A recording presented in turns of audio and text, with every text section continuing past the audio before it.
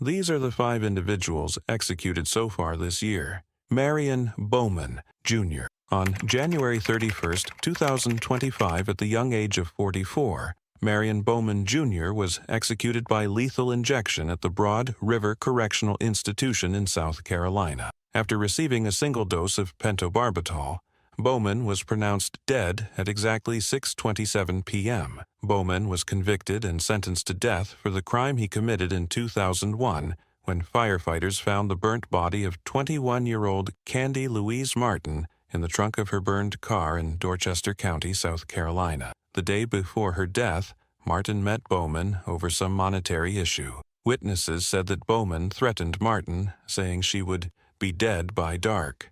Exactly that evening, Bowman, accompanied by his cousin, brutally killed Martin by shooting her, severally ignoring her pleas for mercy. After the shooting, he placed her body inside the trunk of her car and set it on fire and ran away. That afternoon, he was caught and arrested. He was 20 years old when he committed the crime. Before his death sentence was carried out, Bowman reportedly ordered a last meal of fried shrimp, fish, oysters, chicken wings, chicken tenders, onion rings, banana pudding, and German chocolate cake, in addition to pineapple juice and cranberry juice.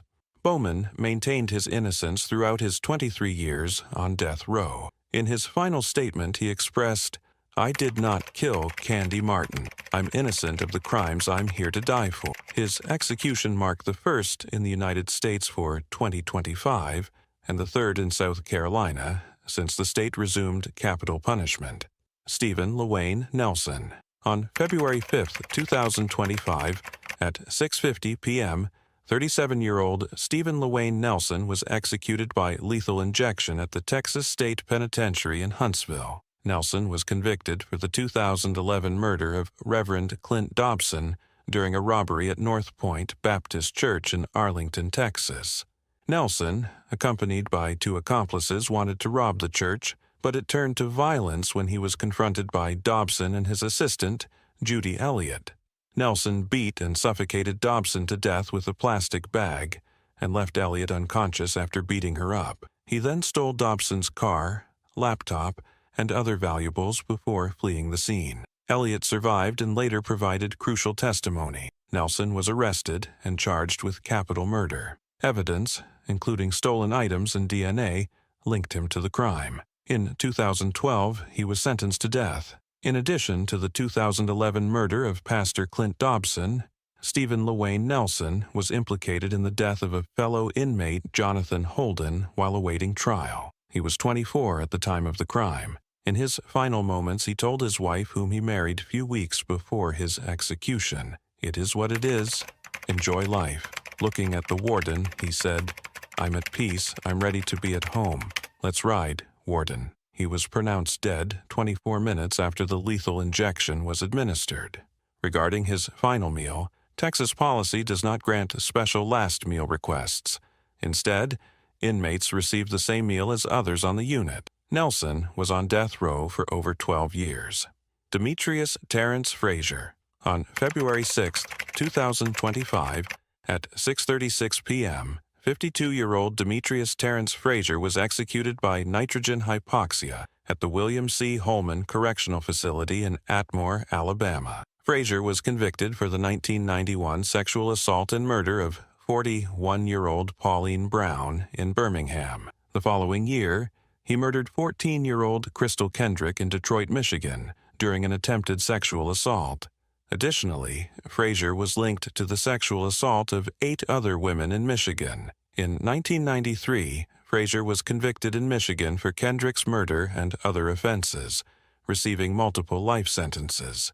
In 1996, he was convicted of capital murder for Brown's death in Alabama and sentenced to death. After spending over 18 years in Michigan's Alger Maximum Correctional Facility, he was transferred to Alabama's Holman Correctional Facility in 2011. Frazier was 19 years old when he was convicted. Frazier was said to have made a few gasping breaths at first, before it transitioned to a series of sporadic breaths. Alabama Corrections. Commissioner confirmed that he no longer had any heartbeat 13 minutes after the gas was first released. For his last meal, Frazier requested items from Taco Bell, including a beefy 5-layer burrito, a chicken chalupa supreme, beef crunchy tacos, chips and dip, and a Mountain Dew. In his final statement, Frazier apologized to Brown's family and the African American community, stating that her death should not have occurred. He also suggested that the media contact a former detective from Michigan, claiming he had made a false confession regarding the murder of Crystal Kendrick. His last words were, "Let's go." James Dennis Ford.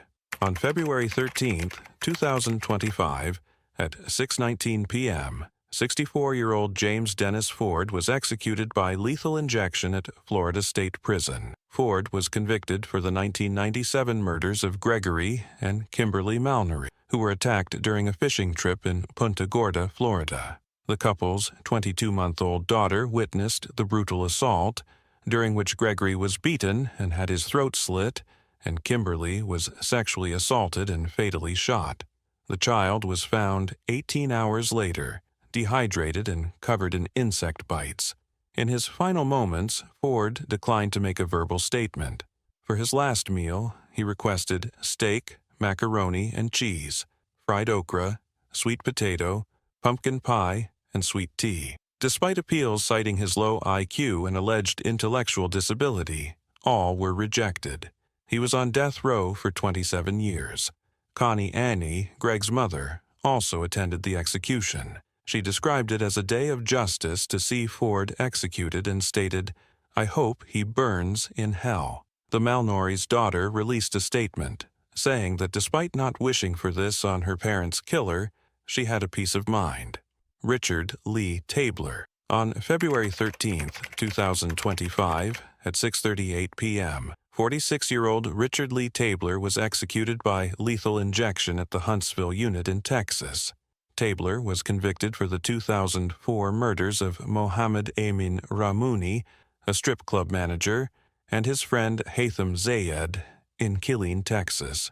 Tabler lured the manager of Teaser's nightclub and his friend to a secluded area under the pretense of selling stereo equipment.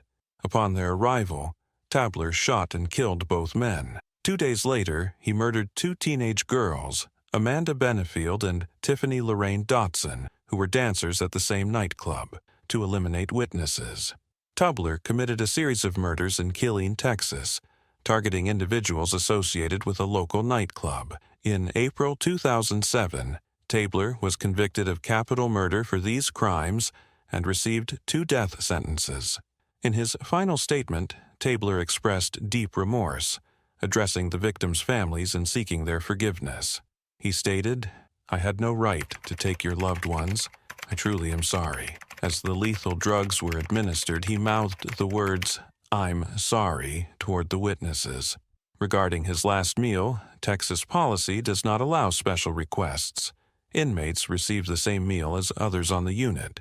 Therefore, Tabler did not have a unique final meal. Tabler's execution marked the 2nd in Texas and the 5th in the United States in 2025. His case drew attention in 2008 when he smuggled a cell phone into prison, using it to make threatening calls, including to a state senator, leading to a statewide prison lockdown. These are the remaining 11 individuals waiting for their fate. Brad Keith Sigmon, to be executed on March 7, 2025 in South Carolina. David Leonard Wood, to be executed on March 13, 2025 in Texas.